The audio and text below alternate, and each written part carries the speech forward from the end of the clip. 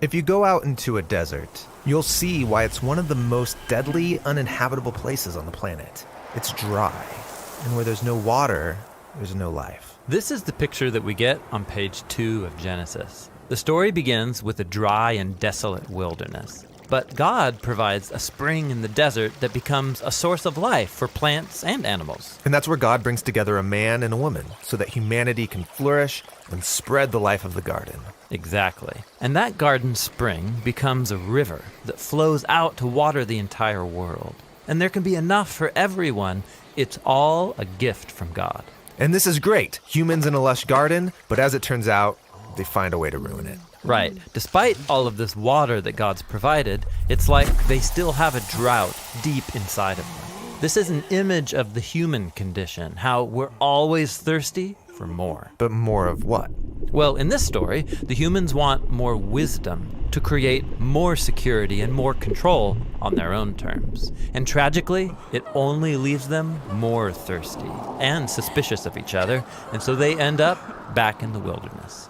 The humans have lost access to the water of life. And because of that, they can't spread God's life into the world. And so God needs to rescue them from the wilderness. Yeah, like in the story of Jacob. His selfish scheming ruined his family relationships, so he has to run from his problems out into the wilderness. But there, he finds a well, and he meets a woman. And this is like Eden, a man and a woman together by a source of water. Right. And then through Jacob, God creates the family of Israel. And he invites them to share in his own life so that they can be his partners in spreading that life to others.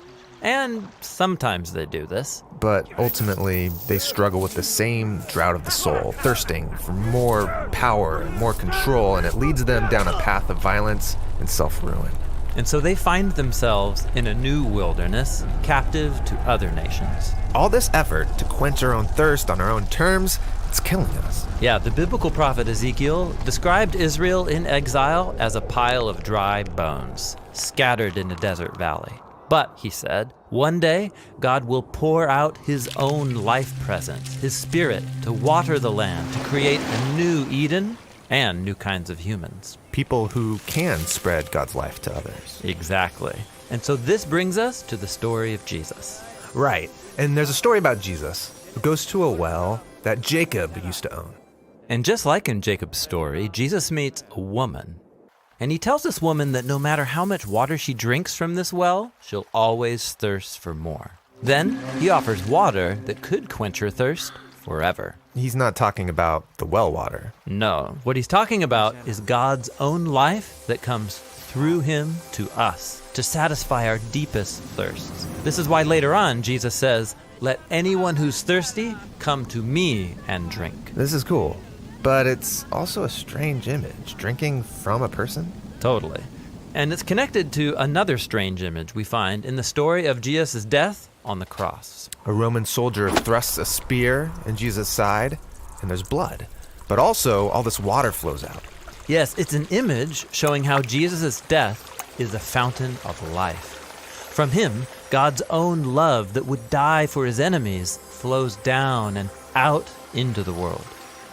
After Jesus was raised from the dead, we're told that he sends the Spirit into his followers. Yes, to fill them up with God's own life. This is why the Apostle Paul said that when we join the current of God's Spirit, the fruit of Eden starts growing in us. Love and joy, patience and kindness, gentleness and self-control. People like that can create beautiful things in the world that bring life to others. Yes, like little streams of God's life that can come together and point forward to the beautiful scene that we find on the last page of the Bible. There's a new river of life. Yes, it's flowing out from God and into a renewed creation, bringing life to all wherever it goes.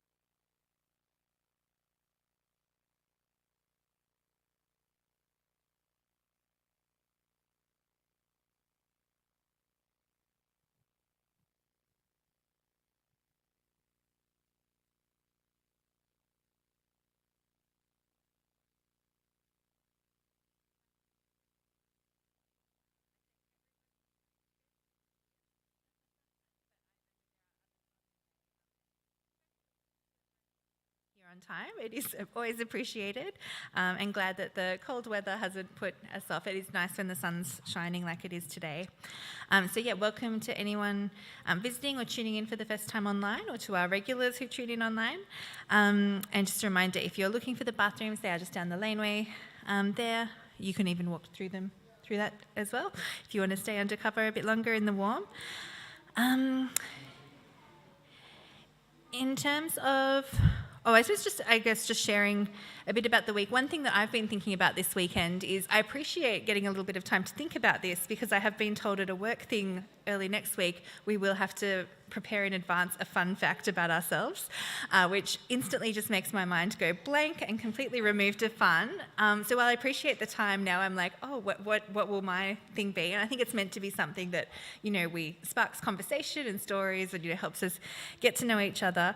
But it is interesting just going back and thinking through, like, what if I say this? What does that say about me? Or and then kind of thinking through, because a lot of these people, a lot of them I've worked with for a while, so it's kind of you trawling back through your mind, thinking, what are things that before they met me, or things that I wouldn't have shared before. So it's been an interesting little mental journey to be sort of thinking about. If you have any suggestions, let me know. Open to ideas. But it did also make me realise just the different contexts we know people in and the different things. But I think that is one thing that's so lovely about a church community, is you don't sort of have to impress people or win anyone over.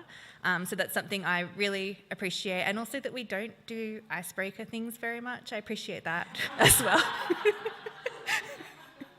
But yes, I'm sure it will be fun. The last one we did in a work planning thing was, what was your favourite emoji? And it was pretty incredible, the amount of discussions that sparked. And there are still people I think about when I use certain emojis. So, I think, again, that is something we can really value in our church community, is that, I hope we all feel that we can sort of turn up and be genuine and not sort of have to sort of put on a show and impress people. Speaking of church community, we do have some announcements for things that are coming up. So one of those is,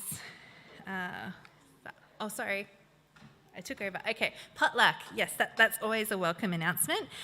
So we do have potluck on the last Sabbath of each month, and that is next Sabbath. For May. So hope that you're able to join for that and bring some food along, or just come bring an appetite along. Between us, we usually have food pretty well covered.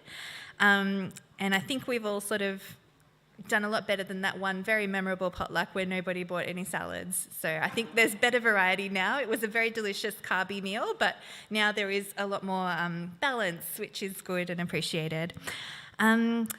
Then coming up on the 7th of June, we will be having our communion service as a church. So for our church, we tend to do communion twice a year. So we've got another one coming up in November, but 7th of June will be our next communion service. So we'll be sharing more information about that soon.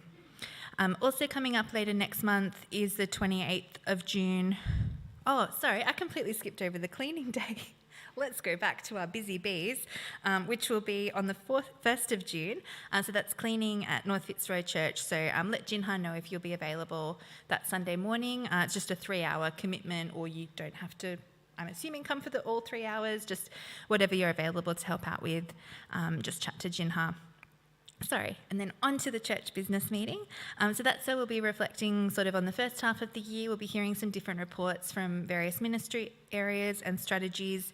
And as I mentioned, we do like our potluck, so that we'll also have a potluck to coincide with it. So it'll be, and I believe it will be fairly short and sweet, so sort of just a 1-hour thing. So please plan to join us for that if you're able.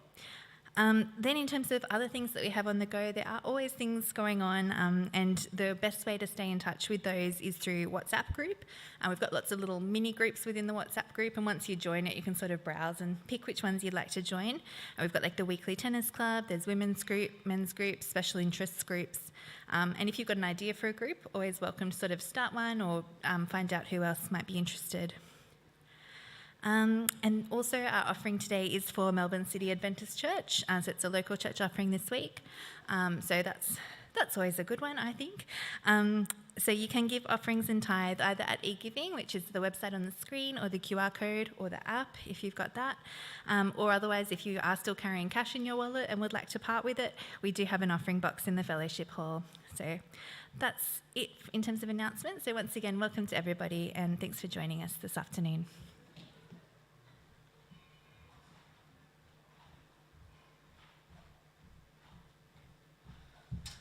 Let's bow our heads and close our eyes for prayer.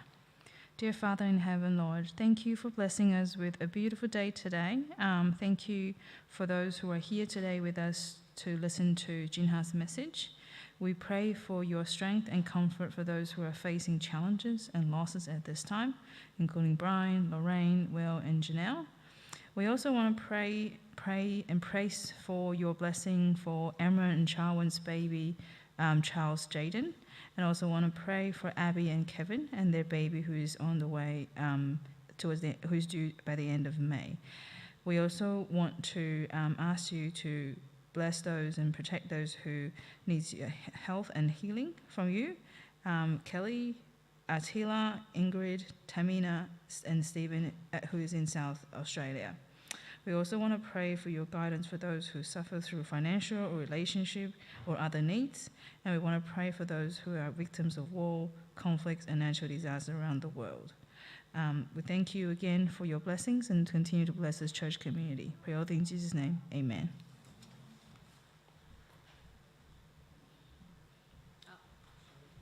No, I'm not doing a children's story today.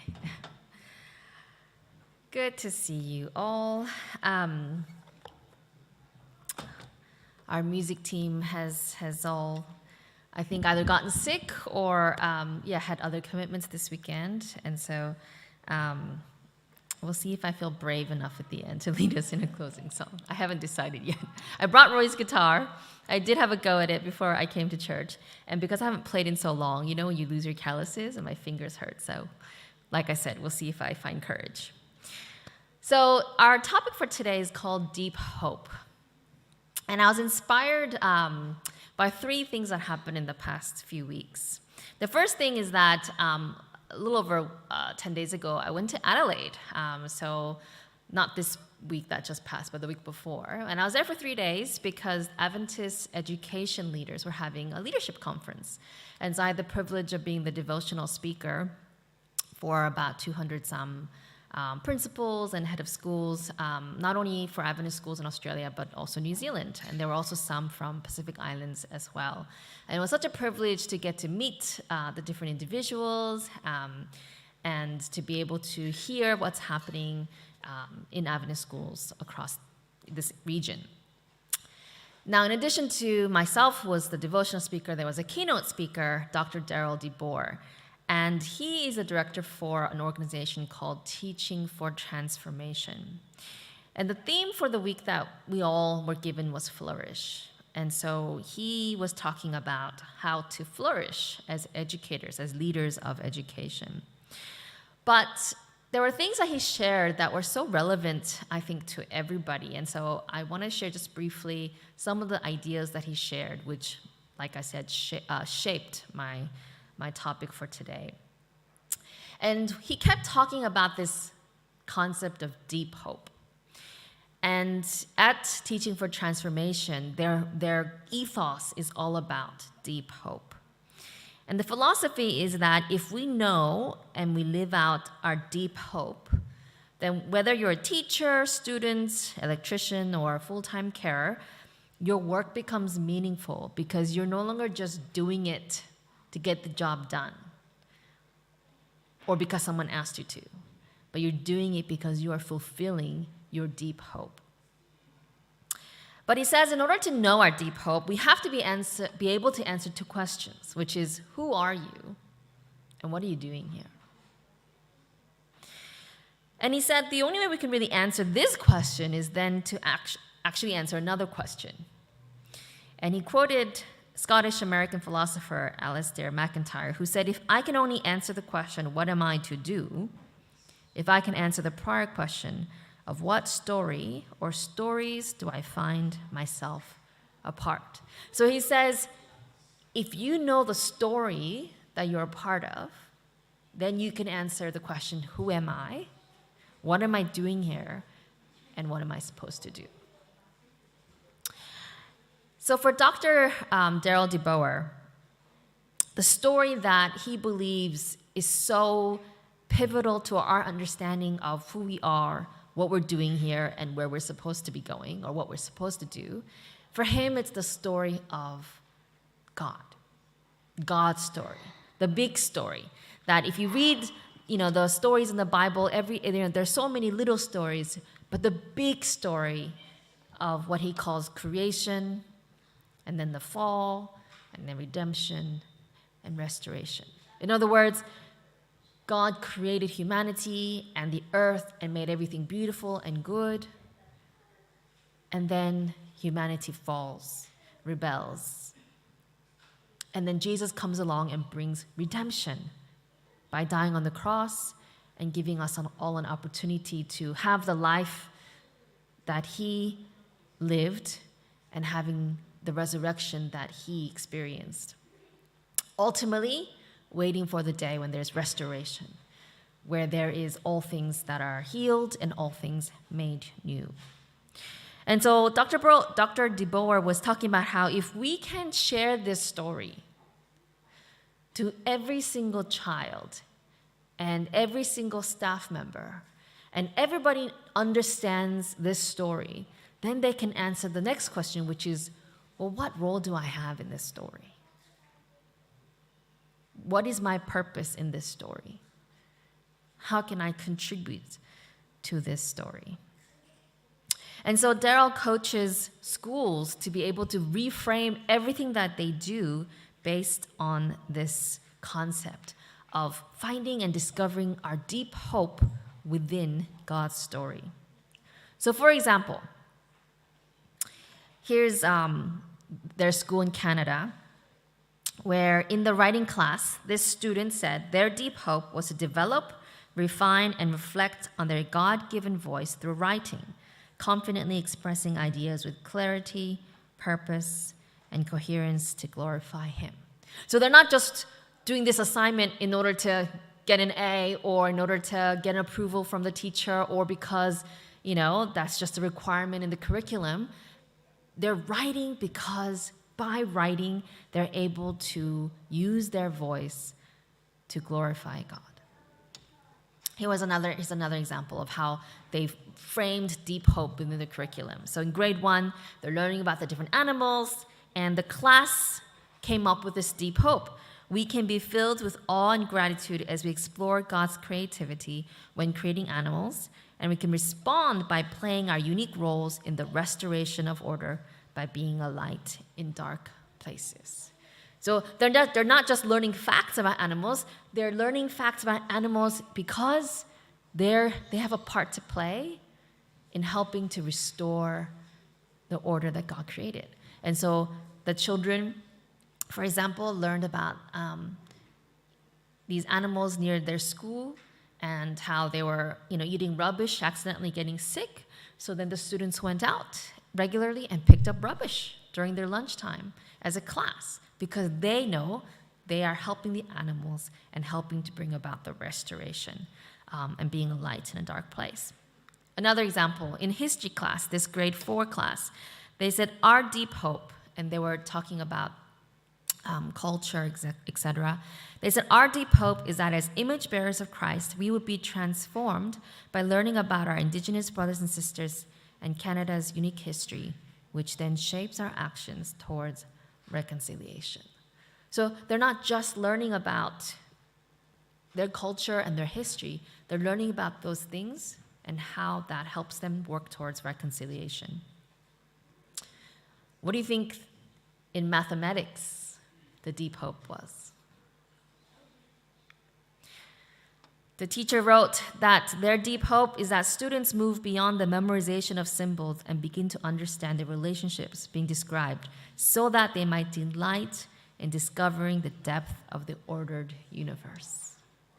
Do you see how it changes the purpose of maths, right? It's actually an opportunity for people to delight in the order of the universe. In PE, their deep hope was to live out their deep hope in God's story by encouraging and supporting others and improving physically, mentally, and emotionally, and to fulfill their identity in God. So hopefully you get the idea, right? Now imagine if we all had been taught as children this way. Imagine if everything we learned in school, at home, in our social environments were framed for us with that purpose statement. So that instead of, why am I doing this? Because I said so, right? But it's, why am I doing this? Because by doing this, you have a role to play in God's story. By doing this, you're actually contributing to the reconciliation and redemption of the world. When Daryl was talking about how this can be applied in the schools, of course, for me, I was thinking about how I can apply this to my life, to my family, to our church, etc., to our community. I was thinking to myself, wow, can you imagine if we all, every single one of us, understood and knew our deep hope and how it is framed within God's story. Now, before every presentation, Dr. DeBoer, he shared his deep hope for the conference. He wrote, as we explore the research and the ideas of flourishing, my deep hope is that we will respond to God's invitation for us to abide deeper, imagine further, work braver, and live fuller in God's redemptive story. And I, as he repeated this before each presentation that he did, I just thought to myself, what is my deep hope? What is my deep hope? And how can I empower my family, my church community to find their deep hopes? And I'm hoping, no pun intended, for us to be able to think about that today, to be able to walk away from here knowing what our deep hope is and how it is anchored in God's story. The second thing that I said in the beginning, that there are three things that have impacted my topic for today. So one was this time in Adelaide. The second was Daryl's sermon last week. Now last Saturday, Daryl, so different Daryl, our own Daryl Chang, he shared a really powerful sermon about hope. And he shared how we hope for a lot of things, right? We hope for a good week. We hope for good outcomes. We hope for good relationships. And these are all good things to hope for. But he pointed out that we actually have no control over a lot of these things, right? We can hope for good weather, but we're going to get what we're going to get in Melbourne, right? We can hope for, a promotion, but a lot of these things are ultimately out of our control. And he shared, what actually can we hope in that won't disappoint us, right? What can we hope in that's actually going to anchor us and give us that purpose and that perseverance, that promise we can cling to? And he shared this verse that just imprinted in my mind for the rest of the week. Romans chapter 8, verse 11. He read, the same power that raised Christ from the dead is living in you. And just if you think about that the power that raised Jesus from the dead, right? Resurrection power, that's not normal power, that's extraordinary power. That power is living in us. That power is available to us to be able to rely on, to fall upon, to cling to claim as we live out our lives. And so that's the second thing that contributed to this idea of deep hope that we're developing today. And the third and most powerful thing that happened this week was Tandiwe's memorial service. At the service, Brian and Lorraine shared their deep hope, not only to see their daughter again when Jesus comes, but they shared that their deep hope was for all of us to know that God makes life worth living, that God walks with us in our pain. So like I said, all three things really shaped my thought and my question to myself, what is my deep hope? And I want to ask you, what is your deep hope? And is your deep hope anchored in God's story? What is the thing that you long for? Not just what you wish for this week, or even what you wish for next month, or next year, or even in 10 years' time, right?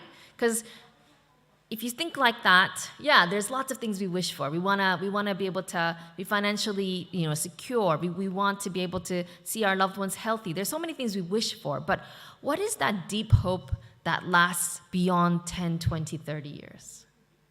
What is your deep hope that makes life worth living for, even when things fall apart? And perhaps a harder question, are you fulfilling that deep hope in your life right now? It's a challenging question because I don't know about you, but for me, I find myself living day to day, distracted and so busy that I am not thinking about my deep hope. I'm thinking about the task at hand and feeling grumpy. For example, cleaning the house. It just feels like a work that is done in vain because you do the dishes and then a few hours later, there they are again, right? Or the other day, the boys and Roy had this Nerf battle in our house, which is lovely. Giggles, fun, laughter. And then there are Nerf bullets all over the house. And I thought I got them all, and then the other day I found another one under the couch, or another one squished in between the cushion, or there was one like in a basket that was going to someone else. I'm just like, they're everywhere. And so when you're going around cleaning the house, doing cooking, doing the laundry, okay, mundane little things, it feels so sometimes pointless and never ending. And you look around and you just feel grumpy. Or it's just me? Am I the only one who feels grumpy doing these things? But here's the thing. What if I'm actually not cleaning the house with that feeling of, grumpiness? But what if I looked at my house as a place that can be a sanctuary for my family and for the visitors, a place where people can experience and know God? Then as I'm cleaning it, and this happened the other day, I was having a few people over, and I was happy to clean it because I'm happy to prepare a place that is cozy and warm, right? When outside it's cold and rainy, to be able to provide an environment where people can come and relax, right? So it's being able to reframe what we're doing. At the end of the day, when our kids, get home, I told you in the past that when we have dinner, we do high-low buffalo. High from the day, low from the day, and then a buffalo is something unexpected that happened in the day. But once again, I found myself, as they're telling me what happened during the day, I found myself analyzing. Like they'll tell a story and I'll be like, oh, does that mean they're not, having good friends? Or they're talking about their lows and I'm thinking, oh, do I need to talk to a teacher? I'm making a to-do list, right? So instead of being present for them as they're telling me about their day, I'm actually feeling stressed, right? And I'm thinking about what needs to be done, or I'm thinking about the deficits or shortcomings, or it's just that's not a great way to actually recap. And so now, when I ask the kids about their day, yes, we still do high-low buffalo, but another question that I ask is, how did you see God today? Where was Jesus today? As you went through the day, as you interact with people, did you see God? This past week was week of worship at the boys' primary school.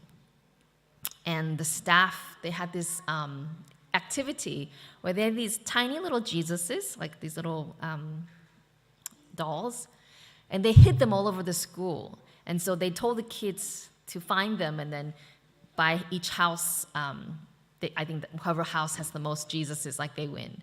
And so I was there on Thursday because I had to take Micah to the pediatrician, and so I went to pick him up early. And so I went there, and I was waiting for Micah to come. And I'm sitting in the office, and these cute little preppies, 2 by 2, are like walking into the reception office, and they're like, "Have you seen Jesus?" And the receptionist is like, oh no, Jesus is not here. And they're like, we can't find Jesus anywhere. And then they went over to the secondary, and the secondary is not in this, so they don't know what's going on. And so when they went to the head of secondary and was like, we can't find Jesus, the head of primary goes, oh, sweetheart, Jesus is in your heart. And so all week long, kids were running around being like, where is Jesus, you know? And Joshie actually found one, so we have a little Jesus that is at home. And we, Roy and I were like laughing about this, and we're like, oh, the theology of this is so interesting. But that's the question we're asking, right? Is where was Jesus today? Not physically, right? But where was he, right? Because it's being able to see, and the Jesus that Joshie found. Joshie said he was in his classroom, and everybody's looking for Jesus, opening all the drawers. And then Joshie noticed that there were these books in a row, and he noticed one of the books was a little bit askew. So he went to the book, and it was the Bible. And he opened it, and Jesus was inside. So he was like, Jesus was in the Bible, Mom. Like, yes, he is, And so it's even though, yes, this was an activity for students to find the physical Jesus, but what if we were to ask ourselves that question? Where was Jesus in my day? Right? What if we asked each other that question? Where was Jesus in your week? How many times do we just miss it because we're not actually pausing to remember and think about how God is actually present in our lives? What if we were to think about our work? What if our work could also be reframed in our deep hope? So that when we go to meetings and when we're interacting with our coworkers, that we're not just trying to get the job done, and we're not just trying to get a salary, or we're not just in it for the career progression, but we're actually in that workspace because of our deep hope in God's story. And it's going to look different for each one of us because all of us have different roles in this world. All of us have different spaces that we occupy. And so what is your deep hope? As I've been thinking about this concept this week, when I was in Adelaide, I had written my deep hope on a serviette, as you do. And then I came home and I looked at it and I was like, is that my deep hope? Then I wrote it down on my journal. Is that my deep hope? And I kept revising it. And then I finally came to my deep hope. And it is this. My deep hope is that I would know God better, and that I can help others know God better. That's my deep hope. And so in all my relationships, in all my interactions, I'm now asking myself that question. Through this activity or through this relationship, how am I getting to know God better? And how am I helping this individual get to know God better? A more detailed version of my deep hope is this, Ephesians chapter 1. Paul is writing to the believers in Ephesus. These are individuals who are learning about God for the first time, individuals who are discovering God's story for the first time. And Paul, who has helped them learn God's story, he says this, I keep asking that the God of our Lord Jesus Christ, the glorious Father, may give you the spirit of wisdom and revelation so that you may know him better. Verse 18, I pray that the eyes of your hearts may be enlightened in order that you may know the hope to which he has called you, the riches of his glorious inheritance in his holy people, and his incomparably great power for us who believe.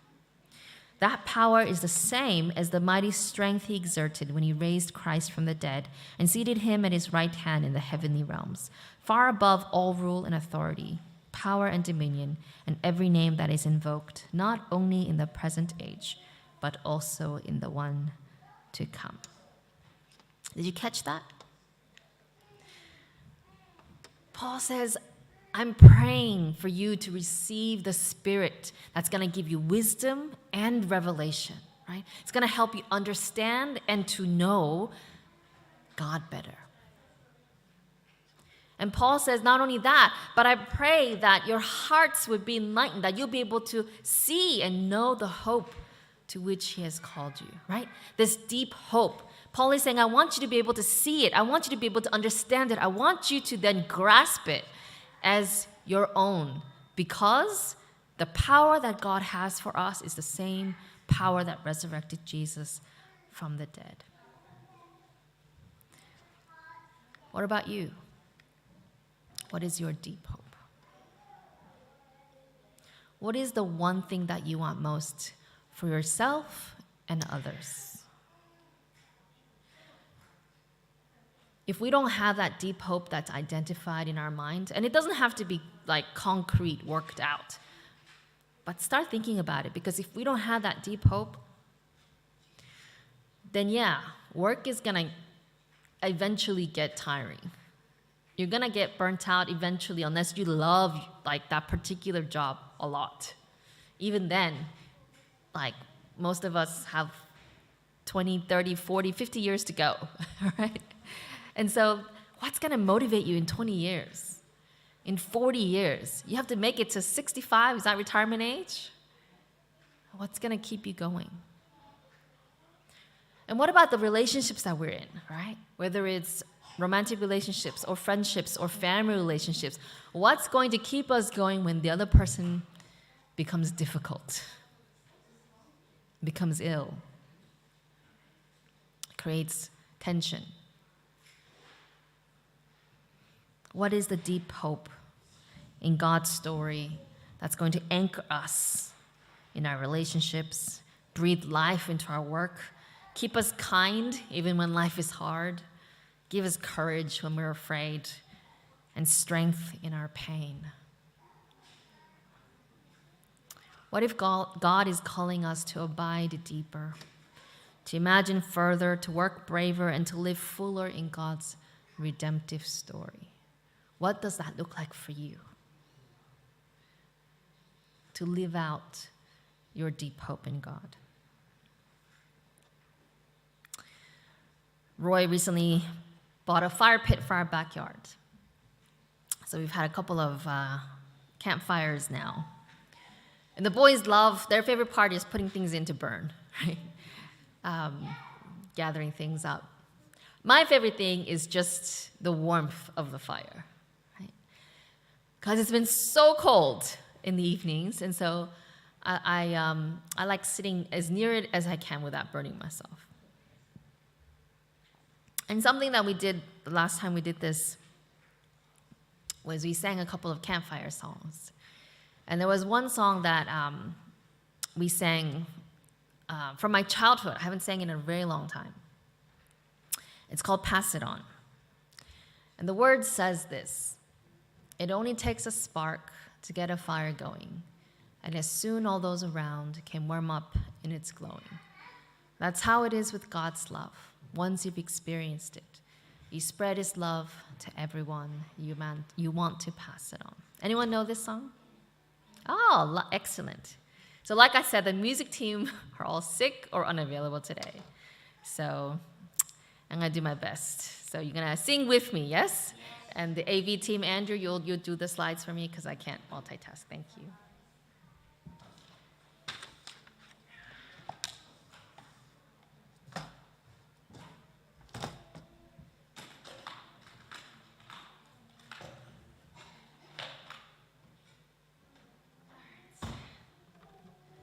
So this is, I guess, my deep hope in song, because there's many ways we can learn, and I just want to leave as many impressions as possible, visually and audibly, for us to think about our deep hope. All right.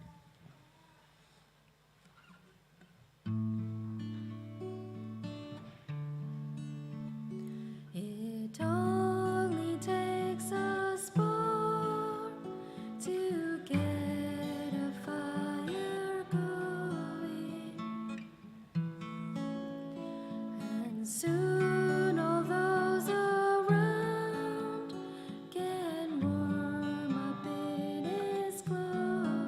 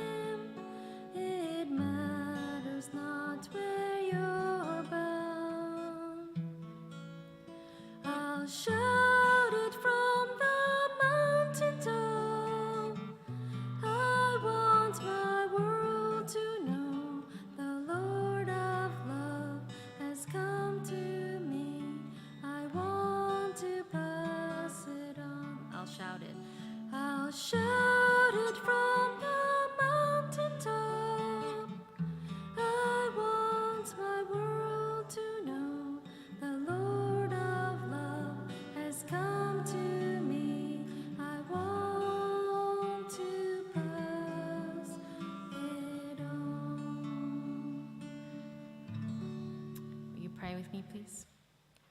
God of deep hope, thank you for calling us into your story. Thank you that Christ, our hope, is alive, rooted in resurrection, fueled by grace. Sustain us with your presence. Help us to know the hope to which you've called us. Open the eyes of our hearts. Give us wisdom and vision and courage to live each day in light of that deep hope. And may we become people who carry that hope to others, not just with words, but with lives that reflect your love and power. And may we, as a result of living out our deep hope in your story, be able to bring the incredible light in amidst the darkness. In Jesus' name we pray. Amen. So if this is your first time, Andrew, can you go to the next step slide? Thank you. This is where we invite you. If you have questions, what is God's story? You want to learn more about God's story. I'm happy to do Bible studies with you. Happy to talk that over with you. Or if you just want to pray, if you have a prayer request, you can scan this Next Steps card, or you can just come talk to me. And the next slide, Andrew. So here at Melbourne City Adventist Church, we value everyone's contributions, and we value discussion, and we value questions, and we value dialogue. And so this is the part of the service where you can scan the QR code, and there are questions that have been prepared for you to discuss, and you can smell the delicious aroma of the food that's also been prepared for you by Shane and Michelle today. And so we'll go to the back and we'll discuss. And Children's Sabbath School will be happening during this time as well. So if you're under 5 in there, and if you're in primary school, in the room in the back. And then after we have our Sabbath School, we're going to have prayer for Mike and Bernie today, because sadly they're leaving tomorrow to go to Canada. And so after Children's Sabbath School, if you want to just come join us in the main hall, and we'll do a circle of prayer for you. So thank you for coming, and we'll continue our conversation in the back. And those of you watching online, we hope you can come next time. Thank you.